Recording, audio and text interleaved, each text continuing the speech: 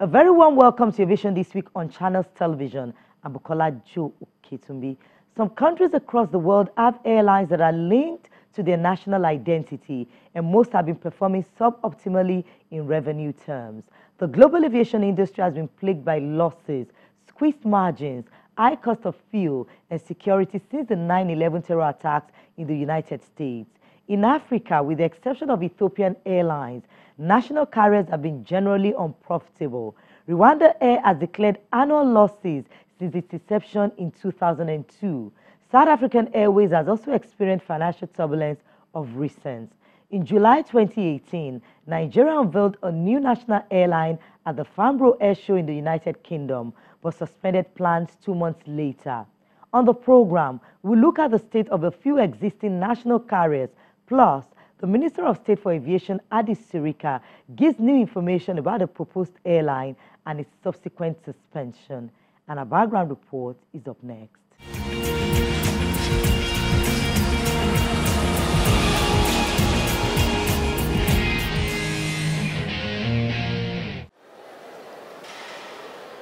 Aviation is a major catalyst engineering growth in Africa's tourism industry, and the continent's top airlines are left with the task of transporting tourists and businessmen, the ones without private jets, to and through the length and breadth of the continent. Running an airline is a 24-hour job, and the need for quality service delivery is pertinent. It then requires the proper facilities, management, motivation, and hours upon hours of hard work, preparation, and precision. Although Africa's aviation industry is riddled with issues of poor quality standards, inconsistency, an aging fleet of aircrafts, some national carriers owned by governments are still in existence. First is South Africa Airways, the struggling premier carrier of South Africa, which is publicly owned by the government and has been in existence since 1994 and is headquartered in OR Tambo International Airport. The airline has been hemorrhaging cash after 6 years of operating losses, including a loss of 5.6 billion rand, or about $428 million in its most recent fiscal year. The largest airline of Kenya, Kenya Airways, was founded in 1977 and has its headquarters at the hub of East African air travel, Jomo Kenyatta International Airport. The airline was privatized in 1996 and is currently a public-private entity airline which began a big expansion in 2012 but hit turbulence the following year after the terrorist attack on Nairobi's Westgate shopping mall and the Ebola outbreak in West Africa.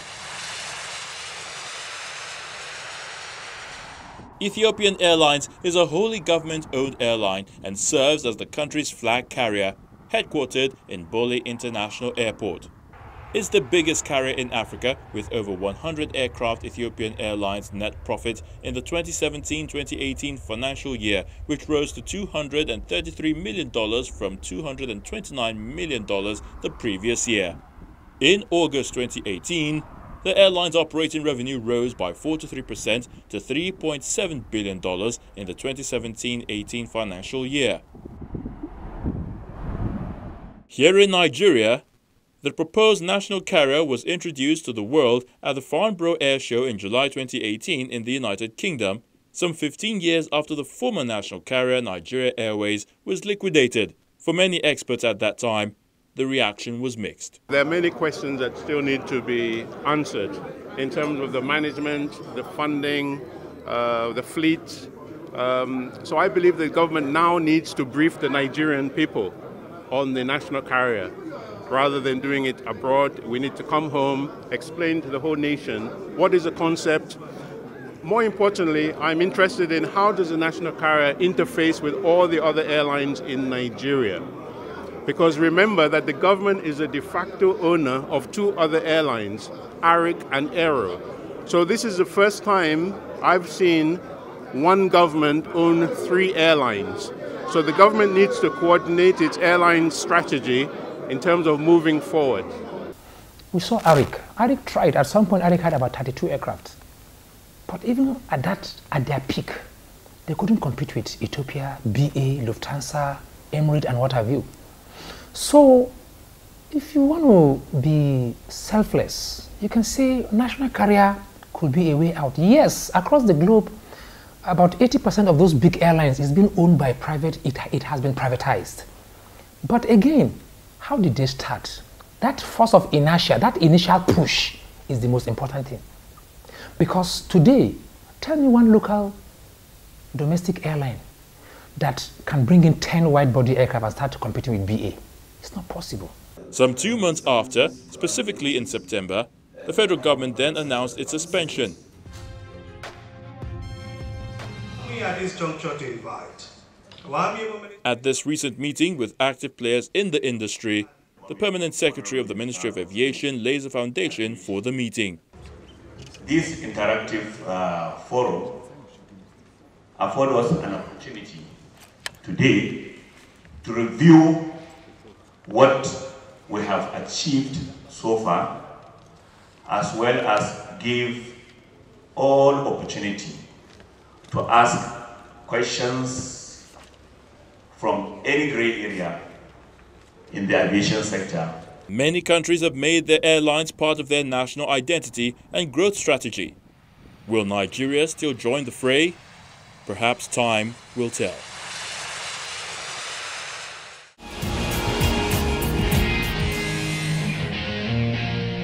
Our interview segment, the Minister of State for Aviation, Hadi Sirika, is our guest.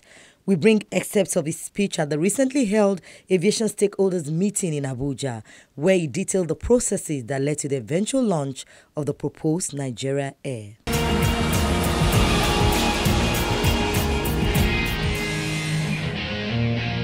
We'll have a steering committee and a project delivery team.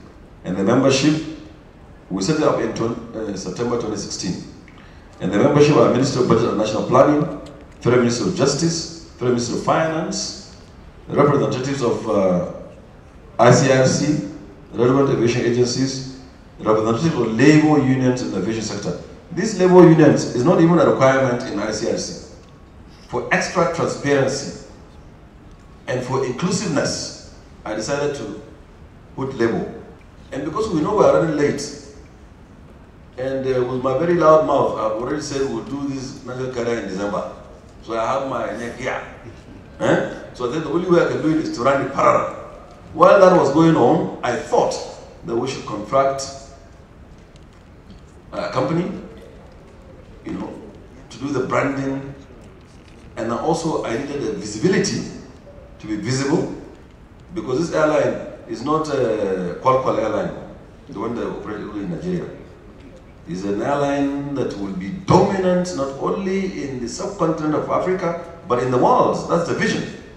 So you needed to go to a place where you'll be visible, where you'll meet manufacturers, you'll meet service providers, you'll meet financiers, you'll meet airline managers, etc., etc. That is the purpose of air shows. The airlines are there, the Emirates of this world, the Qatar of this world, the two biggest ones, American Airlines, everybody's there. So you can talk to everybody in one single visit and one single platform. That you are going to now issue requests for proposal, information memorandum, request, and all of this. They will come out and publicly published, and the bidding process will start. In recent months, several misinformation, factual errors, insinuations, and fabrications have been peddled in both social and print media on the Nigeria Air project. These include the desirability of the airline, inadequate planning, they say we didn't plan, non-consultations with stakeholders, lack of transparency and publications of fictitious amounts allegedly spent by the government on the project, among others.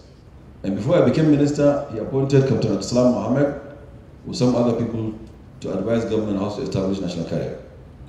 And their thinking at that time perhaps maybe to be government to float an airline. And of course, all of you experts and myself don't believe that is the way to go. Abdulsalam himself didn't believe that is the way to go. The way to go is to get the private sector to lead it and for us to support them. This is what took us to government, really. We could have gone ahead with the process, but because we do need the viability gap funding, and so we're here to get to government, because the one arm is, the 1P is public, which is government. So it started all when OEM of Boeing, in competition against Airbus, cornered myself and some very high-profile Nigerians at the very top in Washington, D.C., including the ambassador of the U.S. to Nigeria, including members in the Office of Chief of Staff of President Trump, and many other people in one room. And they said that they are able to give us 30 airplanes, 15 to start, and subsequently they will bring another 15. On two conditions. Condition number one, the government, they need some sovereign shoulder. One of the constraints is that the US Exim Bank, who could have given us money, are one person, one member short of their board to be able to give you unlimited funding. So they're only able to do 10 million and below dollars. While infrastructure are necessary for the emergence of a hub, the establishment of a national carrier will give impetus to the development of a hub in Nigeria. All of them are very strong national or very strong private sector carriers. You can't create a hub without a carrier. That's why we have Addis. That's why we have Santambul.